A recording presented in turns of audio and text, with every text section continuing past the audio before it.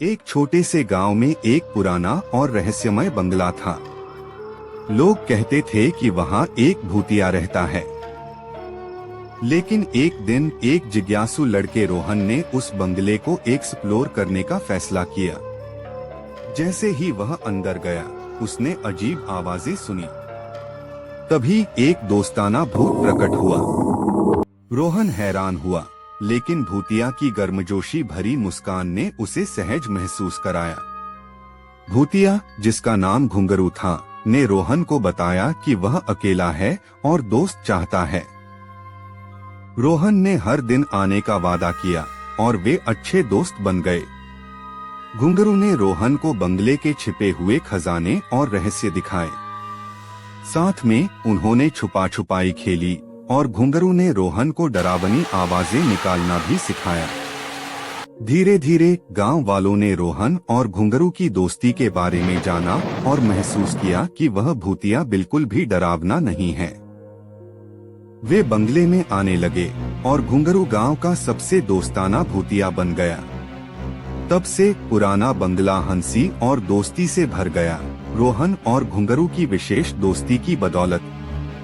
एक दिन रोहन और उसका प्यारा दोस्त घुंघरू बैठे सोच रहे थे कि गांव के बच्चों के लिए कुछ खास किया जाए। तभी रोहन के मन में विचार आया, क्यों न गांव में एक नया खेल का मैदान बनाया जाए। घुंघरू ने यह सुनते ही खुशी से अपनी घंटी बजाई और दोनों ने गांव वालों से इस विचार को साझा किया। सबने मिलकर यह फैसला लिया कि अब गांव को एक सुंदर खेल का मैदान मिलेगा। घुंघरू ने अपनी जादुई शक्तियों से मैदान को रंग बिरंगे फूलों, झूलों और चित्रों से सजा दिया। रोहन ने पास के शहर से तरह तरह के खेल उपकरण लाकर मैदान को तैयार किया। जब मैदान का उद्घाटन हुआ तो बच्चों की आंखों में खुशी की चमक थी। हर दिन वे खेलने आते और हंसी ठाकों से गांव गूंज उठता। खेल के साथ साथ रोहन और घुंघरू बच्चों को टीम वर्क, अनुशासन और सहयोग का महत्व भी सिखाते रहे। गांव वालों का दिल इन दोनों की इस मेहनत और निस्वार्थ सेवा से भर आया। सबने उनकी दोस्ती की सराहना की और उन्हें अपना सच्चा हीरो मानने लगे। कुछ समय बाद रोहन ने घुंघरू से एक नई बात साझा की, मैंने सुना है पास के तालाब में एक जादुई मछली रहती है। घुंघरू की आंखें चमक उठीं।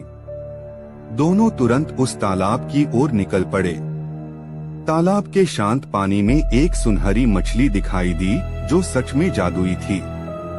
उसने कहा, तुम दोनों एक नेक दिल रखते हो, मैं तुम्हारी एक इच्छा पूरी कर सकती हूँ। रोहन और घुंघरू ने बिना देर किए कहा, हम चाहते हैं कि हमारे गांव में एक सुंदर बाग हो जहां हर कोई शांति और खुशहाली पा सके। मछली ने अपनी पूंछ हिलाई और चमत्कार हुआ। अगली सुबह गांव के बीचों बीच एक खूबसूरत बाग खिला हुआ था। फूलों की खुशबू, पंछियों की चहचहाहट और बच्चों की हंसी वहां गूंज रही थी। गांव के लोग और भी अधिक रोहन और घुंघरू को पसंद करने लगे। उनकी दोस्ती अब गांव की कहानी बन गई, एक ऐसी कहानी जो बताती है कि जब दो सच्चे दोस्त मिलकर कुछ अच्छा करने की ठान लें तो दुनिया में जादू जरूर होता है।